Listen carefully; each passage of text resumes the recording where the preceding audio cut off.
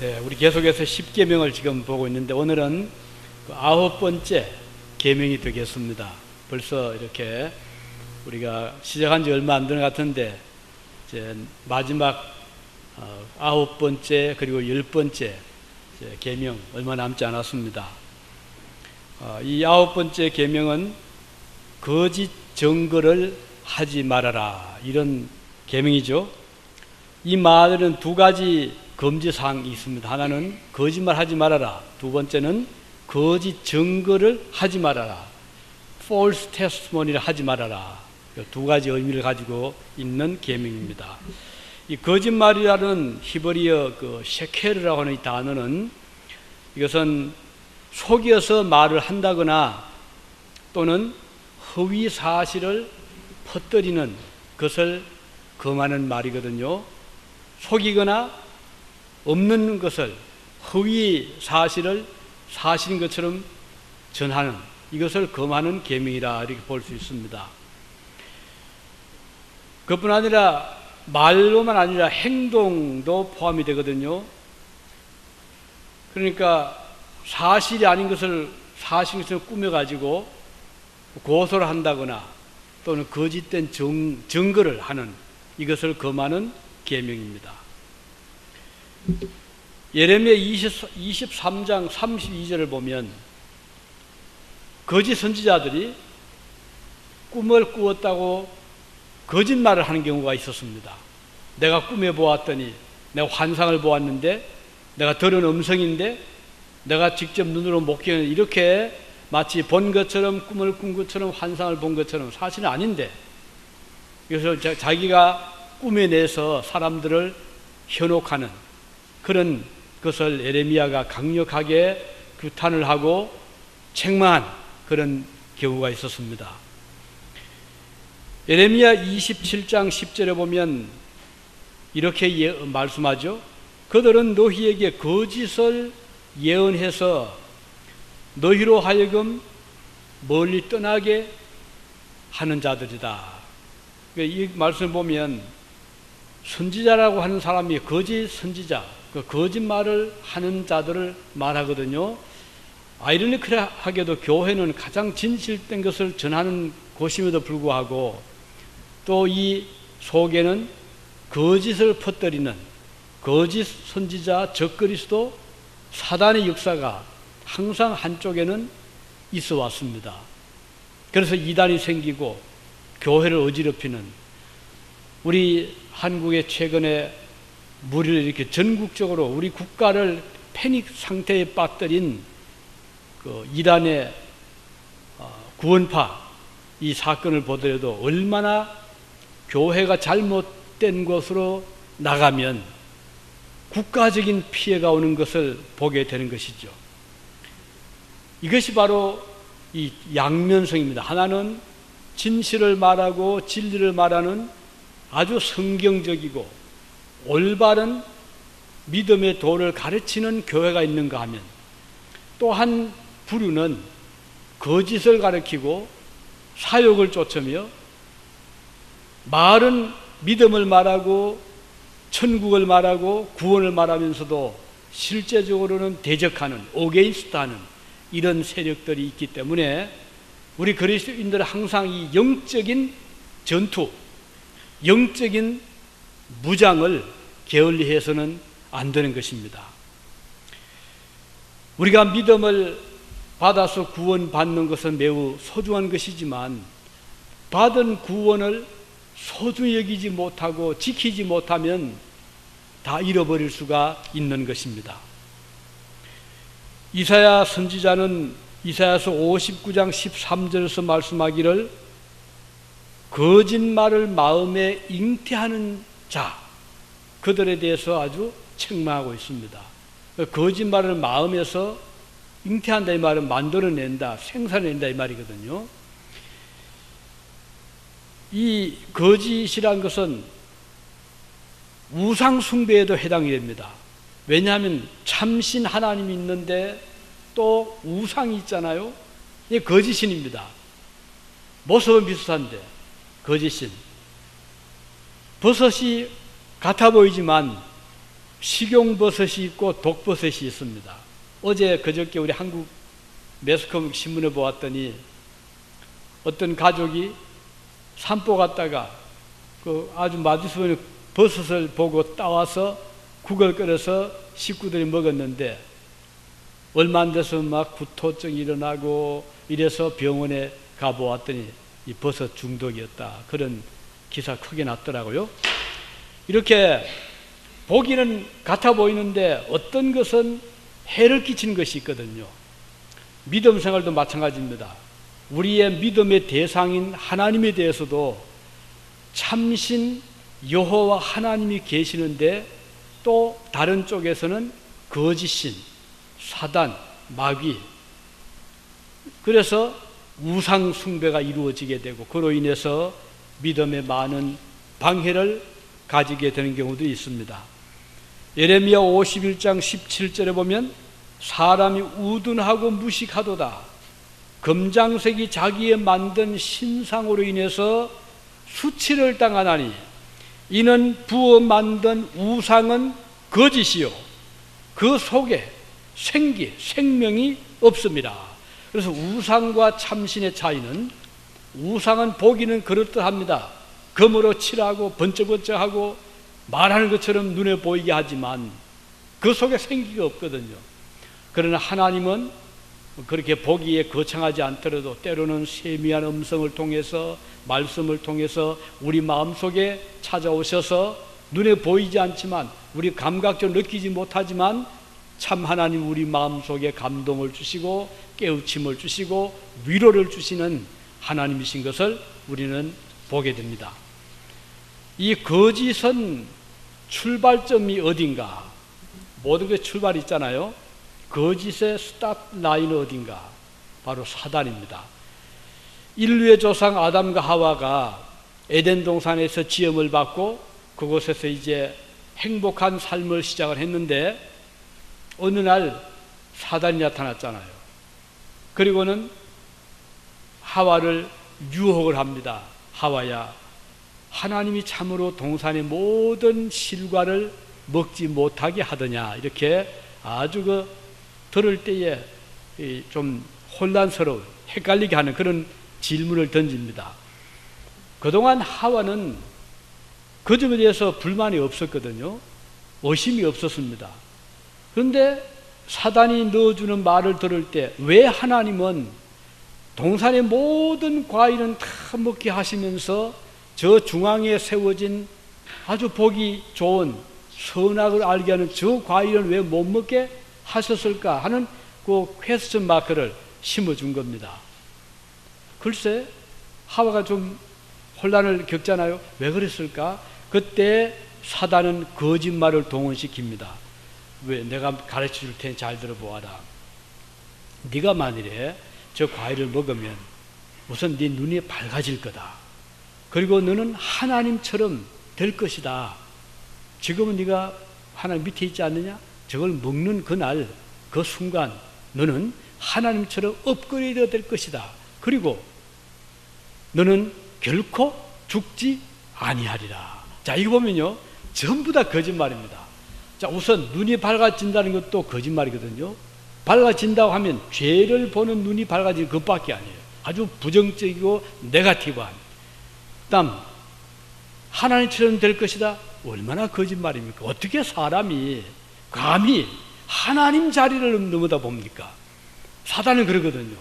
정말 사단은 염치도 없고요, 교만하고 하나님처럼 되려고 하는 그런 악한 마음이 있기 때문에 이런 말을 하와에게 한 겁니다. 네가 먹으면 하나님처럼 너도 높아지게 된다. 그리고 하나님이 이걸 먹으면 죽는다고? 아니야. 절대 결코 죽지 아니하래. Surely do not die. 정말로 죽지 않을 거다. 이렇게 전부 다 거짓말했잖아요. 하나님은 뭐라고 했습니까? 네가 먹는 날에는 정녕 죽으리라. 사탄은 결코 죽지 아니하리라. 완전히 극과 극입니다. 정반대잖아요. 어느 한쪽은 거짓말하는 거예요. 누가 했을까요? 당연히 사단입니다. 그래서 하와는 마음의 혼란을 겪다가 듣기에 좋은 게 어느 말이에요? 죽지 아니하리라. 하나님 편 될 거다. 눈이 밝아진다. 이게 듣기가 너무너무 좋잖아요. 종종 독버섯처럼 거짓된 말, 사단의 말은 보기에 아름답고 듣기에 좋고 마음의 위로가 되는 것 같은 경우들이 참 많아요. 그래서 사람들은 쉽게 거기에 귀를 기울이게 되고 넘어가게 되는 것입니다. 요한복음 8장 44절에 보면요, 너희는 당시에 그 예수님을 대적하고 또 하나님 예수님을 이렇게 배척하던 그런 자들. 그래서 예수님이 그들을 보고 하신 말씀이 너희는 너희 아비 마귀에게서 났으니 너희 아비 욕심을 너희도 행하고자 하느니라. 저는 처음부터, 그 마귀는 처음부터 살인자요, 진리가 그 속에 없으므로 진리에 서지 못하고 거짓을 말할 때 제 것으로 말하나니 이는 저 마귀는 거짓말장이요 거짓의 아비이기 때문이라. 이런 말씀 나와요. 여기 이제 중요한 것은 마귀는 거짓을 말한대요. 거짓을 말하고 진리가 그 속에 있지 않다. 이렇게 말씀 우리 주님이 하셨거든요. 자, 여기서 우리는 이 거짓의 출처는 어디냐? 마귀다. 그리고 마귀는 처음부터 거짓의 아비다. 그 속에 진리가 없다. 따라서 우리 그리스도인들은 이 마귀를 항상 경계해야 됩니다. 아무리 듣기 좋아도, 듣기가 너무 달콤해 떨려도 우리는 경계를 해야만 되는 것입니다. 여기에 비해서 하나님은 어떤 분이시죠? 하나님 진리의 영, 오직 진실된 것만을 선포하신 하나님. 천지는 없어지더라도 하나님의 말씀은 1.1핵도 없어지지 아니하고 반드시 그대로 이루어지는, 이게 하나님 말씀이고, 사탄은요 말은 많은데 듣기는 너무 좋은데 어느 한 가지도, 한 말씀도 사실이 없는. 그래서 오늘 교회가 쉽게 시험에 드는 이유가 너무 사탄적인 말이 듣기가 좋기 때문에요. 나를 위하는 것처럼 들리거든요. 나에게 도움되는 것처럼 들려오기 때문에 거기에 쉽게 넘어가게 되는 것이에요. 그래서 믿음에 굳게 선 사람은 아무리 듣기가 좋고 보기에 좋아 보여 먹음직스럽고 보암직스러워도 거기에 유혹을 받지 않지만, 믿음이 약한 사람, 쉽게 흔들리는 사람은요, 내 귀에 듣기만 좋으면 나에게 도움이 된다고 생각하기 때문에, 그래서 쉽게 사단의 유혹을 물게 되는 겁니다. 창세기 3장 5절에 사단이 말했잖아요. 네가 결코 죽지 아니한다. 네가 그것을 먹으면 눈이 밝아서 하나님처럼 되고 하나님처럼 영생을 할 거다. 얼마나 듣기 좋잖아요. 사단의 말은 이렇게 항상 하나님 말씀과 대립이 됩니다. 충돌이 되고 반대가 되는 경우들이 너무너무 많습니다. 사단은 계속해서 말하잖아요. 네가 먹으면 눈이 밝아지고 하나님처럼 된다. 그래서 오늘 우리가 여기서 한 가지 꼭 명심할 것은, 우리 눈에 보기 좋다고 듣기 좋다고 거기에 현혹되지 마시기를 바랍니다. 결과를 보면 사단의 말은 완전히 거짓됨이 드러나게 되는 것입니다. 그래서 얼마 못 가서 아담과 하와가 그걸 따먹었잖아요. 먹고 나자 눈이 밝아진 것이 아니라 오히려 죄로 어두워진 겁니다. 반대가 된 거거든요. 죄는 눈이 밝아지고 거룩함이나 하나님의 은혜에 대해서는 완전히 소경이 되고 만 거예요. 그리고 하나님 주인 된 것이 아니고 완전히 사단의 밑에 종이 된 것입니다. 반대가 됐잖아요.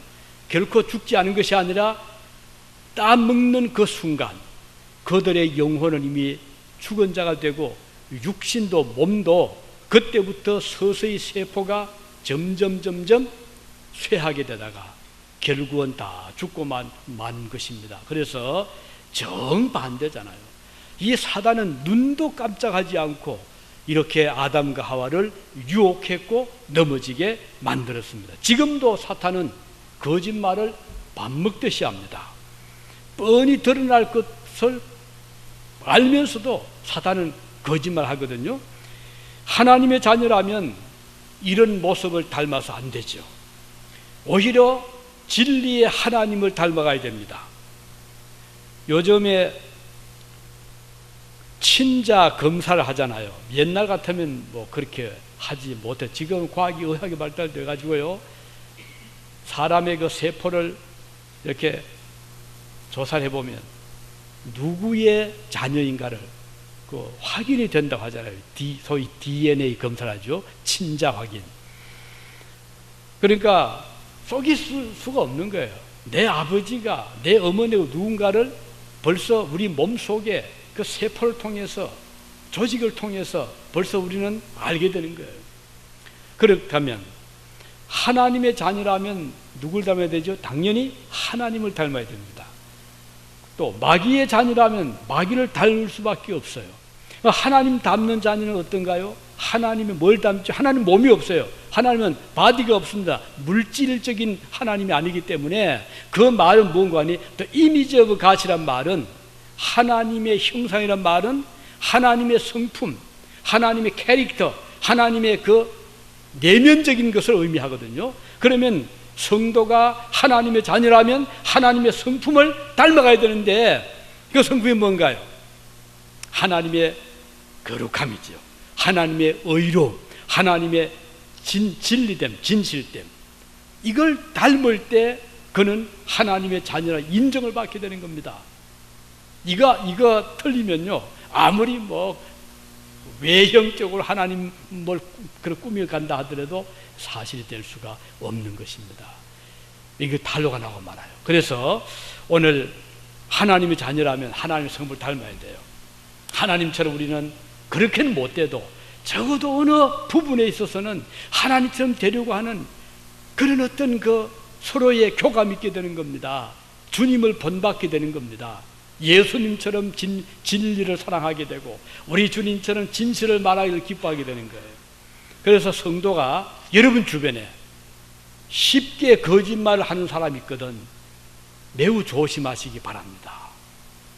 사기하고 속이고, 이건 주님의 성품이 아니거든요. 우리 교회 성도들은 진실돼야 됩니다.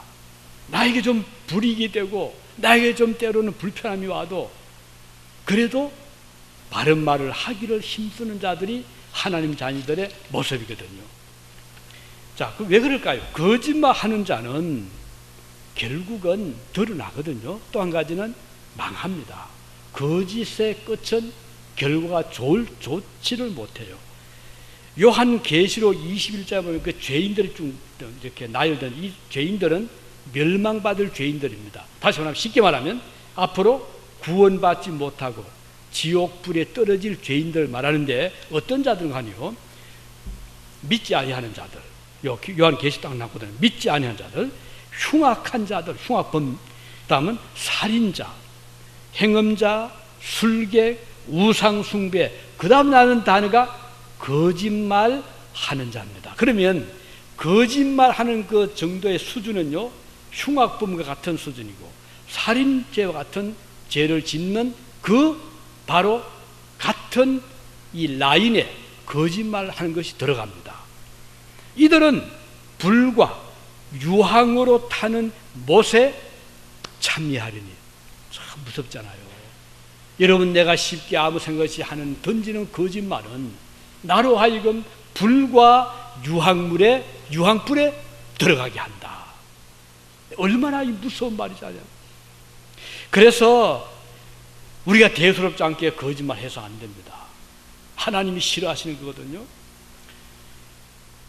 디모데전서 1장 9절에도 보면, 거기도 보면 또 사도 바울이 멸망받을 자들의 죄를 쭉 나열합니다. 그 한번 보면요, 어떤 죄들인 거 아니? 불법한 자, 다음은 경건하지 아니한 자, 거룩하지 아니한 자, 망령된 자, 아버지를 죽이는 자, 어머니를 죽이는 자, 살인자 또는 음행하는 자, 사람의 생명을 탈취하는 자, 그 다음에 거짓말하는 자, 같은 그 레벨에 두고 있습니다. 이만큼 거짓말은 심각한 죄가 되는 것입니다. 거짓맹세도 거기 들어가요. 이런 자들은 멸망하는 자라고 지적하고 있습니다.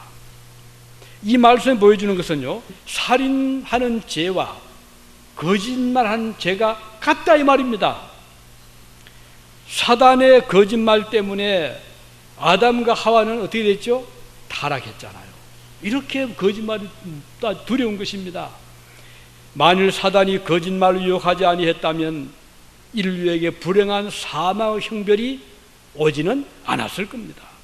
사단은 우리의 일상생활에 나타나서 쉽게 거짓말을 하게 하거든요. 곧 들통이 나고 수치를 당할 것을 알면서도 사단은 끝까지 숨기려고 하는 것입니다. 여러분, 한국 소식을 들어보시는 분들, 최근에 제주도 검찰 수장, 지검장이라는 사람이 부끄러운 일을 했나 봐요. 그런데 딱 잡아댔어요. 나는 아니다고. 나는 지금 억울하게 당하고 있다. 딱 잡아댔거든요.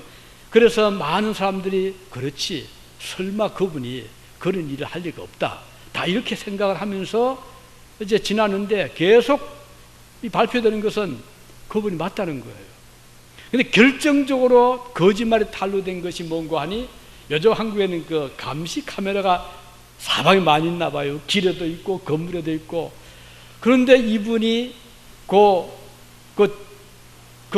부끄러운 일을 행할 그 시간, 그 장소에 7군데 이상의 감시 카메라가 이분을 다 찍은 거예요. 이게 드러난 거예요. 그러니 뭐 꼼짝을 못하고 그동안 했던 거짓말이 다 들통이 난 거예요. 그래서 당장에 사표 내버리고 2,000명이 넘는 한국의 그 검사 2,000명이 넘는데 이 지검장은 40명이랍니다. 이 검찰의 꽃이라고 불린답니다. 그러니까 이 총장 밑에 있는 그 라인이랍니다. 그런데 이 사람 하루아침에 옷을 벗어버리고 이제는 이 재판을 받게 됐어요. 왜 그랬을까요? 물론 그의 행위지만 이걸 감추기 위해서 계속 거짓말 한 거예요. 나는 아니다. 나는 나는 상관이 없다. 그걸 다 드러났잖아요. 만일에 차라리 처음부터 솔직하게 고백을 했다면 아마 사람들이 그도 사람인데 동정을 샀을지도 몰라요. 근데 끝까지 카바카바 하다가 결국은 드러나고 말았거든요. 오늘 특히 미국 사회에서 거짓말이 통한다고 생각을 할 적 없죠. 한국 또는 제3국 같으면은 적당하게 뇌물도 줄 수가 있고 적당히 이렇게 넘어갈 수 있을지 모르지만 이제 한국 독이 잘 안 통하잖아요. 근데 미국 사회는 그렇지를 못합니다. 거짓말 용납이 안 됩니다. 그래서 여러분 자녀들을 가르칠 때, 교육시킬 때 철저하게 정직해라 가르치기 바라요. 특히 우리 기독 신자들이 이 점에 아주 조심하셔야 돼요. 거짓말은 발이 짧습니다. 얼마 동안은 피할 수 있을지 모르지만 얼마 못 가서 잡히고 마는 거예요. 그러면 더 큰 곤란에 빠지잖아요. 그래서 우리 성경에는 하나님은 진리 하나님이고 진실하신 분이기 때문에 9번째 계명에다가 거짓 증거하지 말아라. 거짓 증거하면 망한다 라고 말씀하고 있는 겁니다. 유다서 1장 4절에 보면 가만히 들어온 사람 중에서 거짓말하고 또 하나님을 대적하는 자들이 있다 라고 말씀하고 있어요. 우리 교회 안에도 가만히 들어온 자들, 그들 중에는 거짓말을 막 합니다. 거짓말 하면요 결국은 엄청난 피해가 교회에 오는데 그 중에 제일 큰 피해는 인간관계가 다 엉망이 돼버립니다. 다 깨어지고 말아요. 신뢰가 없잖아요. 믿음이 없잖아요. 믿을 수가 없는 거예요. 그래서 우리 교회가 참 거짓 어렵습니다. 교인으로 하면은 믿어야 되는데, 믿을 수 있어야 되는데, 믿음직스러워야 되는데, 집사님 하면은 틀림없다. 집사님이 이렇게 돼야 되는데 요즘 그런 시대가 아니거든요. 그래서 어려운 겁니다. 거짓 중에 제일 큰 것이 무슨 거짓인가 하니 믿음을 저버린 것인데, 믿음의 큰 대상은 하나님이잖아요. 예수 그리스도거든요. 그래서 거짓말 중에 제일 큰 거짓말은 하나님을 불신하는 겁니다. 예수 그리스도를 부정하는 거예요. 믿지 않는 거예요. 이것은 거짓 중에서도 가장 큰 거짓입니다. 그리스도를 믿지 않을 때 그 말은 성경의 말씀을 진리로 받아들이지 않겠다는 거잖아요. 하나님은 태초에 하나님이 천지를 창조하시니라. 하나님이 세상을 이처럼 사랑하사 독생자를 주셨으니 저를 믿는 자마다 멸망치 않고 구원을 얻게 하려 하심이라 했는데 나는 그거 못 믿겠다. 나는 안 믿어. 이 말은 하나님 말씀에 대해서 부정하는 거잖아요. 믿지 않는 거잖아요. 그러면 이 결과는 끔찍하잖아요. 하나님 부정하죠. 믿음 부정하죠. 예수님 부정하죠. 그러면 어떻게 돼요? 무슨 소망이 있나요? 내세가 있습니까? 구원이 있습니까? 아무것도 없잖아요. 그럼에도 불구하고 많은 사람들은 하나님 믿기를 거부하고 예수님 영접하기를 거부하잖아요. 희망이 없는 거예요. 이게 가장 큰 무서운 결과를 초래한다는 것. 다시 말하면 거짓 중에서 제일 큰 거짓은 예수 그리스도를 부정하는 그런 마음이라는 것을 알 수가 있습니다. 오늘 우리는 이 말씀 속에서 하나님에 대한 신뢰, 하나님을 믿는 신자는요, 그의 말을 무게 있게 받아들이자. 여러분 부모님을 신뢰하죠? 그럼 부모님 말씀 어떻게 해요? 무게 있게 받아들이잖아요. 다른 사람들의 말은 모르지만 우리 아버지의 말씀은, 우리 어머니 말씀은 확실하다. 믿기 때문에 그런 거예요. 그래서 그분들의 말을 존중하잖아요. 오늘 여러분들이 하나님을 진정으로 믿는 신자라면 그분이 하신 말씀 우리는 무게 있게 받아들이는 것입니다. 그 말씀이 어디 있나요? 성경이 있잖아요. 요즘 구역마다 성경 읽기를 계속 체크하는데 이거 왜 합니까? 제가 어릴 때, 제가 주일학교 때 교회 가면요, 이름을 적어 놓습니다. 이렇게 전명적으로. 그때 이제 막대 그 그래프가 있어요. 그리고는 읽은 장수를 따서 50장, 또 100장, 이렇게 쭉 해서 1년 끝에 가면은 다 이제 통계를 내가지고는 누가 이렇게 많이 읽었으면 격려도 해주고 칭찬도 해주는. 근데 그게 어릴 때 그래. 지금도 많은 교회들이 성경 다독을 권장합니다. 저희 교회도 구역을 통해서 성경 읽으신 거 말씀해 주세요. 어떤 때는 읽고 오지 않았을 때 좀 다음 읽어야겠다 그런 마음을 가지게 하잖아요. 조금 이게 푸시하는 것이긴 하지만 그렇게 하는 이유는 성경을 좀 읽으십시오. 왜? 성경은 인간의 말이 아니잖아요. 성경은 하나님의 말씀이잖아요. 그런데 우리 교우들 보면은 어떤 분은 굉장히 빠르게 읽지만 성경은 안 읽어요. 어떤 분은 좀 느리지만 성경을 읽습니다. 우리 신정희 집사 성경 참 많이 읽으시는데 감사해요. 빨리 읽어서 아니잖아요. 좀 느리게 읽지만은 꾸준히 읽으니까 하루, 이틀, 일주일 전에 벌써 성경이 막 쌓이고 어떤 분은 벌써 뭐 구약을 다 읽은 분도 있고요. 그래서 여러분 아직까지 성경을 읽기를 별로 신경 쓰지 않으셨다면 이제 오늘부터라도 꼭 써주시기 바랍니다. 그래서 일을 시작하기 전에 좋은 시간이잖아요. 성경을 펴서 최소한 한 장 정도 읽자고요.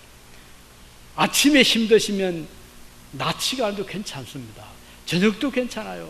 성경은 양식이잖아요. 내 생명의 영의 양식이라고 하면 양식은 중요한 것은 꾸준히 먹어야 되잖아요. 한꺼번에 과지나 한꺼번에 한 100장 읽고 한 달 안 읽고 그렇게 하지 마시고 에브리데이 한 걸음 한 걸음 성경을 읽어주시기 바랍니다. 그 이유는 성경은 하나님 말씀이기 때문에 그럼 그 말씀을 우리가 받아들일 때 아주 신중하고 중요하고 무게 있게 받아들이자. 그 말씀 우리의 양식이 되고 우리의 속에 힘이 되고 그래서 그 말씀을 우리가 의지하게 되는 거예요. 하나님 말씀 전적으로 신뢰되잖아요. 그래서 말씀을 우리가 의지하면 너무너무 기쁜 거예요. 걱정, 근심이 다 날아가잖아요. 예를 들면 내일은 무엇을 먹고 살지, 내일 우리 아이들 뭘 먹이지 할 때 성경에 보면 내일을 염려하지 말아라. 그렇죠. 뭐 마음이 기쁨이 넘치잖아요. 또 하나님 약속을 하셨잖아요. 무엇을 먹을까 마실까 염려하지 말아라. 너희 천부께서 아시느니라. 공중의 새를 보라. 들의 백합꽃을 보아라. 하나님께서 천부께서 먹이고 입히지 않냐. 하물며 너희일까 보냐 하면 아멘. 걱정 근심 다 떠나잖아요. 이게 우리의 믿음 자라가는 겁니다. 그래서 우리 하나님 말씀을 우리가 든든히 신뢰해야 되겠습니다. 그 다음은 중요한 것은요, 이웃에 대한 거짓 증거를 하지 말라 하는 것은 매우 중요합니다. 어디에서요? 인간관계에서, 우리 사회생활에서. 자, 이웃은 누굴까요? 가까이는 이웃이란 단어를 보면 이 레아라고 썼거든요. 레아. 그 말은 친구가 될 수 있습니다. 또는 펠로, 동료가 될 수 있습니다. 말 그대로 네이버가 될 수 있습니다. 바로 내 옆집에 우리 성경대 우리 캐런처럼 바로 이웃이 될 수 있거든요. 우리 유진에 사는 우리 같은 이웃들입니다. 그런데 그 이웃 사람을 보고 거짓말을 한다? 그러면 어떻게 돼요? 인간관계가 바로 금이 가잖아요. 이웃이 좋은 것은 믿음이 있기 때문에 좋은 거예요.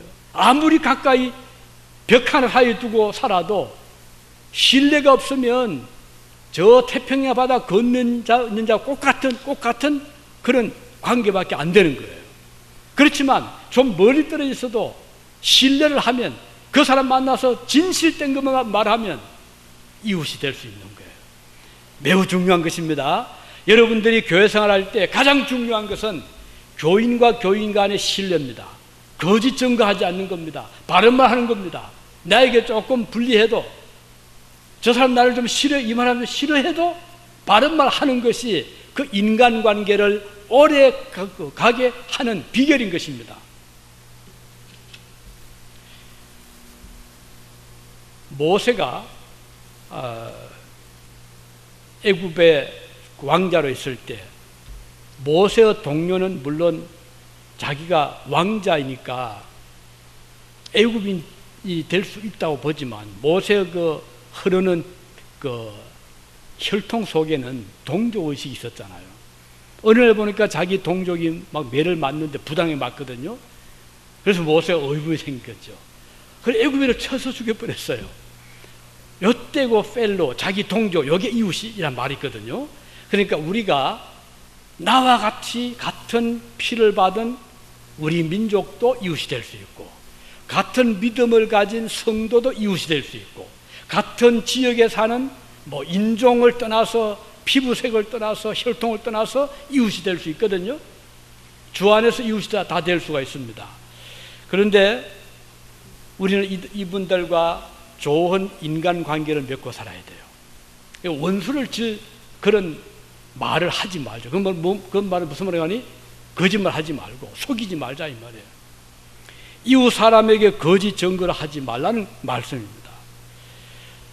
외국에 살다 보면 한 가지 공통점이 있습니다. 자, 한국에서 막 오신 분들은 밖에 나갔다 어쩌다 우리 한국 사람 만나면 너무너무 반가운 거예요. 막 달려가고 싶지요. 따라가면서 이야기하고 싶습니다. 그런데 여러 해 살고 나면, 한 10년, 20년 살고 나면 그 다음 어떻게 돼요? 한국 사람 만나면 그렇게 반갑습니까? 딱 마음에 경계부터 먼저 생깁니다. 저 사람이 나를 또 어떻게 또 나한테 사기를 칠란가, 이런 생각을 가진 분들이 너무너무 많은 거예요. 더구나 많은 사람이 사는 대도시, LA나 시카고나 뉴욕 이런 데 사는 동족 간의 끈끈한 정을 한번 생각해 보십시오. 아주 가깝게 그렇게 반갑게 인간관계가 이루어진다고 생각하시는 아니잖아요. 정말 살벌할 정도입니다. 언제 어떤 일로 내가 또 당할지 모른다, 그런 위기감을 느끼게 되는 이유는 거짓 때문에 그런 거예요. 한국에서 내가 이런 사업을 하다가 왔습니다. 다 거짓말이에요. 내가 한국에서 이런 좋은 일을 했습니다. 다 거짓말이에요. 워낙 자기를 포장하니까 나중에는 믿을 게 없는 거예요. 이거 참 불행한 거잖아요. 인간 이 사회에서 이것처럼 불행한 것이 없어요. 우리 신자, 그래서 하나님은 거짓 증거하지 말아라. Against your neighbor 하지 말아라 그랬어요. 우리는 그리스도인은 참말을 해야 됩니다. 그래서 우리 신자는 인간관계에 있어서 진실된 말을 해야 됩니다. 자, 우리 성경에 보면요, 내 친구가 아니라도, 이웃이 아니라도 잘 대하라고 그랬어요. 아브라함이 어느 날 문집 앞에 앉아 있는데 나그네가 지나갑니다. 낯선 나그네는 한 번도 안 본 사람이에요. 아브라함은 어떻게 했죠? 달려보니까 아주 피곤해 지친 여행객입니다. 그래서 달려가서 아이고 보세요. 얼마나 힘드시지 않나요? 우리 집에 잠깐 쉬었다 가시죠. 제가 발 씻을 물을 드릴게요. 해서 그 나그네를 자기 집으로 모시고 들어가서 물을 대에 떠서 발을 씻게 하고 또 어떻게 했죠? 맛있는 음식을 하고 고기 양을 잡아서 고기를 해서 대접을 잘 했습니다. 아브라함이 그 사람들 알아서 아닙니다. 그 사람이 뭐 덕을 볼까 아닙니다. 전혀 그걸 떠나서 그냥 참 순수한 그 같은 인간으로서 대접을 한 거거든요. 근데 사실은 그 나그네들이 누구였죠? 천사들이었어요. 사실은 그 나그네들이 하나님이셨어요. 그래서 그 집에서 대접을 잘 받은 다음에 떠나면서 아브라함에게 보시오, 내년 이맘때 저 사라에게 아들을 하나님이 주실 것입니다. 그랬잖아요. 이건 뜻밖의 복을 받은 거예요. 그래서 히브리서 보면 부지 중에 나그네를 대접했다가 복을 받은 사람 아브라함이라고 말씀하고 있어요. 자, 나와 전혀 상관이 없고 나와 관계없는 사람에게 사랑을 베풀 때 하나님은 기뻐하셔서 아브라함을 복을 주셨다면 하물며 나의 동료, 나의 이웃, 나의 동조, 나의 같은 교회 교인이라면 우리가 얼마나 사랑을 베풀어야 되겠습니까? 하나님이 그걸 기뻐하시거든요. 이게 신자의 모습이란 것이에요. 그래서 오늘 저와 여러분들은 신자의 삶을 살아가는 각오를 하셔야 됩니다. 내가 교회 나오는 것은 그냥 뭐 어쩌다가 나왔다 아닙니다. 큰 축복입니다. 우리가 하나님 믿는다는 것은 얼마나 큰 축복인지 모릅니다. 온 집안 식구가 믿는 것은 더 큰 축복이고요. 형제들이 믿는 건 너무 큰 축복이고, 그래서 우리는 이런 믿음의 식구로서 좋은 옳은 말, 또 바른 말, 거짓이 아닌 참된 말을 서로 주고받으면 그 교회는, 그 가정은요, 그 사회는요 참 복된 그런 조직체가 되는 것입니다. 오늘 구계명은 사실 우리 자신들을 위해서 너무 귀한 말씀이에요. 그래서 우리는 항상 말할 때 바른 말을 하도록, 가능하면 너무 그런 농담이라도 거짓말은 하지 마시기를 바랍니다. 여러분, 양치는 그 소년 이야기 알죠? 늑대와 그 소년 얘기 알잖아요?